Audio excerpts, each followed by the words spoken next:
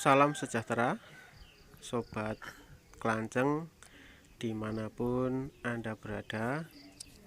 Jumpa kembali bersama kami, sobat kelanceng Mentorogo. Pada kesempatan yang sangat baik ini, kembali kami ingin berbagi pengalaman tentang kesalahan fatal apa saja yang biasa dilakukan oleh peternak pemula lebah kelanceng atau yang lebih dikenal dengan lebah trigona. Kesalahan fatal itu antara lain, yang pertama adalah karena kekurangan vegetasi. Peternak pemula biasanya terlalu berambisi untuk mempunyai banyak koloni lebah kelanceng, sehingga peternak pemula berlomba-lomba untuk membeli atau mendapatkan koloni lebah kelanceng sebanyak mungkin tanpa memperhatikan vegetasi di sekitar tempat budidaya. Hal ini pun juga kami lakukan di awal-awal kami memulai untuk budidaya lebah kelanceng, sehingga pada waktu musim seperti sekarang ini, musim kemarau, di mana bunga-bunga yang dulu kami tanam yang menjadi andalan bagi pakan lebah trigona kami menjadi kering dan mati. Di sini dulu banyak sekali bunga-bunga kenikir. Sobat kelanceng bisa melihat di video kami yang pertama. Di sini banyak sekali bunga-bunga kenikir dan juga bunga-bunga yang lain. Tetapi pada waktu musim kemarau seperti ini, akhirnya tanaman tersebut kering, sehingga pakan untuk lebah trigona menjadi sangat kurang. Hal ini menyebabkan lebah menjadi berebut pakan, dan akhirnya ada beberapa koloni kami yang akhirnya lemah dan akhirnya musnah. Di tempat ini dulu kami menempatkan sekitar 10-12 setup, dan saat ini hanya tinggal 4 atau 5 setup saja. Ini penampakan setup-setup kami yang sudah ditinggalkan oleh koloni lebah trigona.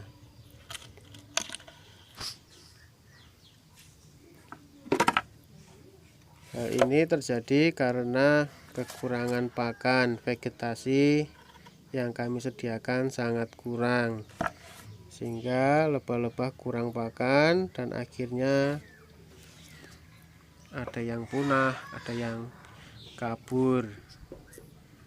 Ini penampakan stop yang telah kosong.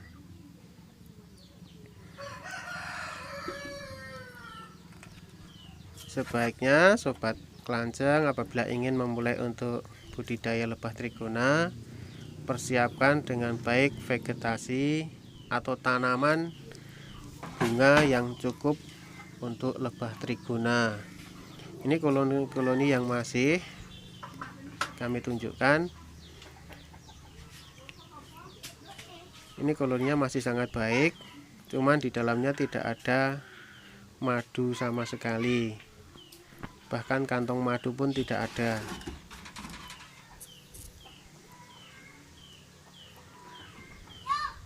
Kalaupun ada kantong madu, biasanya tidak ada madunya. Ini karena memang vegetasinya sangat kurang. Mari kita lihat stop yang lain.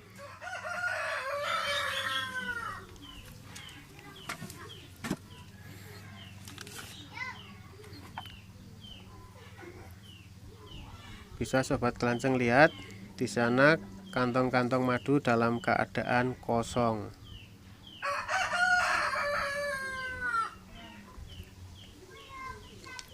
Di sana juga kantong madu kosong.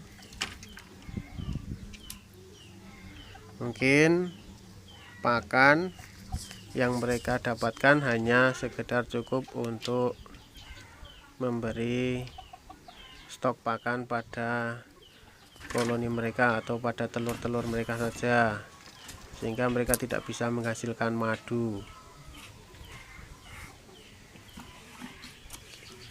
Kesalahan-kesalahan fatal seperti ini sebaiknya dihindari oleh peternak lebah trigona. Jangan buru-buru untuk membeli atau mendapatkan banyak koloni tanpa mempersiapkan vegetasi, supaya nantinya koloni lebah ini tidak banyak yang kabur ataupun musnah. Kesalahan fatal yang selanjutnya adalah peternak pemula biasanya menumpuk koloni atau stok koloni terlalu banyak di suatu tempat. Mungkin peternak pemula terobsesi dari peternak-peternak senior yang ada di YouTube. Mereka banyak menumpuk stok koloni di satu tempat karena memang mungkin mempunyai pertimbangan bahwa vegetasi yang mereka sediakan sangat kuat. Dulu pun kami juga ikut-ikutan untuk menumpuk koloni di satu tempat, karena dengan melihat tayangan-tayangan di YouTube, tapi kami tidak memperhatikan vegetasi yang ada, sehingga akhirnya banyak koloni lebah kami yang akhirnya punah dan kabur. Untuk lebah trigona, tanaman yang sebaiknya kita sediakan, yang wajib kita miliki adalah tanaman-tanaman yang dapat berbunga sepanjang tahun. Seperti misalnya tanaman markisa ini. Tanaman markisa ini dia tidak mengenal musim. Selagi tanahnya subur dan basah, dia akan selalu berbunga sepanjang tahun. Ini kemarin saya sudah buat para-para untuk tanaman markisa ini, karena ternyata lebah trigona ini sangat menyukai bunga dari tanaman markisa ini. Ada juga ini bunga-bunga dari tanaman liar. Di sana ada lebah trigona yang sedang menghisap sari dari bunga tersebut.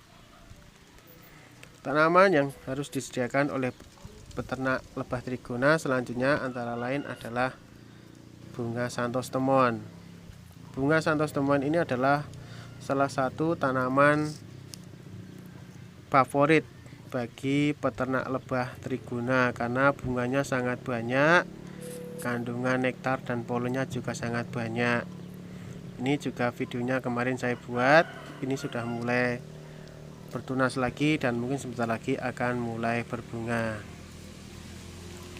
Sini juga ada benih tanaman air mata pengantin. Saya masih punya 2 polybag dan nanti akan saya pindahkan ke tempat yang lapang. Ini tanaman saya sudah mulai tumbuh tinggi. Ini sudah saya tanam sekitar 2 bulan yang lalu, tapi belum menghasilkan bunga. Karena memang tanaman air mata pengantin ini membutuhkan waktu sekitar 3-4 bulan daripada waktu awal mulai menanam sampai menghasilkan bunga. Sobat kelanjang dapat menanam banyak-banyak tanaman air mata pengantin ini. Bibitnya boleh didapatkan dari toko-toko online, bahkan di Tokopedia juga ada. Kami pernah beli bijinya. Ini ada tanaman-tanaman bunga yang lain, ada juga tanaman bunga kertas. Di sana ada tanaman air mata pengantin lagi. Sobat kelanjang bisa menyediakan tanaman-tanaman ini sebanyak mungkin, supaya nanti ketika sudah mulai berbunga, sobat kelanjang dapat memperbanyak koloni, sehingga setelah vegetasinya kuat, pasti madu yang dihasilkannya pun akan berlimpah-limpah. Tidak ada perebutan antara koloni satu dengan koloni yang lainnya. Jadi pengalaman yang sudah pernah saya alami ini sebaiknya jangan dilakukan oleh peternak lebah trigona dimanapun Anda berada. Kesalahan yang saya buat ini akan menjadi pengalaman yang sangat berharga bagi kami peternak pemula lebah trigona. Semoga video yang kami bagikan ini dapat bermanfaat bagi para pembudidaya lebah trigona, dan jangan sampai berbuat kesalahan fatal yang seperti telah kami lakukan. Salam sukses, salam sejahtera bagi kita sekalian. Terima kasih.